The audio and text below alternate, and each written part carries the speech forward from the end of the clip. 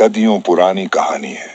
मकदूनिया के महल का एक कोना, एक 12 साल का लड़का और दरबार में लाया गया एक ऐसा घोड़ा जिसे देखकर बड़े बड़े योद्धाओं के पांव कांप गए।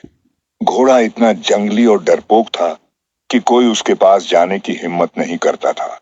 दरबार में एक एक कर सारे माहिर सवार कोशिश करते रहे, लेकिन सब नाकाम हो गए।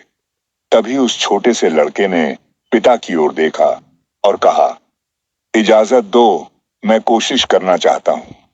सब हंस पड़े।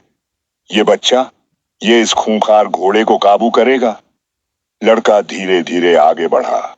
उसने घोड़े की आंखों में देखा और समझ लिया घोड़ा अपने ही साए से डर रहा है।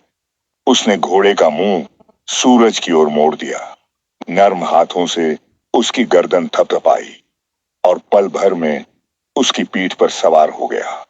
पूरा दरबार खामोश। पिता राजा फिलिप हैरान रह गए।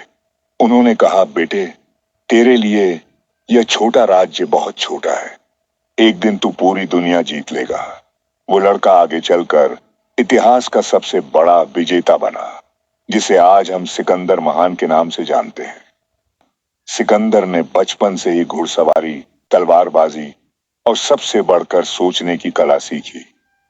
अरस्तु जैसे महान गुरु ने उसे सिखाया, दुनिया एक नक्शा है और तुम्हारा दिमाग वो हाथ है जो इस नक्शे को बदल सकता है। ये शब्द आग बनकर उसके दिल में उतर गए। 13 साल की उम्र में ही उसने तय कर लिया वो केवल एक राजा नहीं बनेगा, बल्कि पूरी दुनिया को अपने सपनों के रंग में रंग देगा। 20 साल का हुआ तो पिता की हत्या हो गई। राज्य दुश्मनों से घिर गया। साजिशें हर तरफ थीं।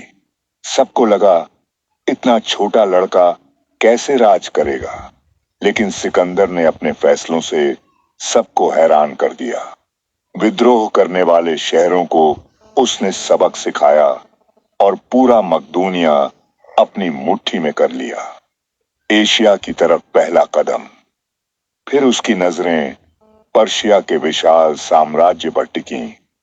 40,000 जवानों के साथ उसने एशिया की ओर कूच किया। पहली बड़ी लड़ाई ग्रेनिकस दुश्मन लाखों में था, सिकंदर हजारों में। लेकिन उसकी रणनीति बिजली की तरह चली। वो सीधा दुश्मन के दिल दारियुस तक पहुंचा। दारियुस भाग गया। उसका परिवार सिकंदर के हाथ आया।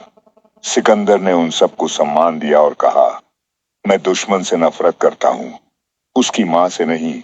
गौगामेला की लड़ाई फैसला। दूसरी बड़ी लड़ाई में दारियुस ने सब कुछ झोंक दिया। जमीन कांप रही थी। हजारों रथ, लाखों सिपाही, लेकिन सिकंदर ने घेराबंदी तोड़ी, खुद सबसे आगे लड़ा और एक बार फिर जीत गया।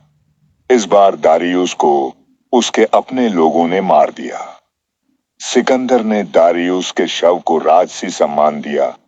फिर वो मिस्र पहुंचा। लोगों ने उसे दुश्मन नहीं, नजातदाता कहा। यहीं उसने अलेक्जेंड्रिया शहर की नींव रखी, जो आज भी दुनिया के नक्शे पर रोशनी की तरह चमकता है। भारत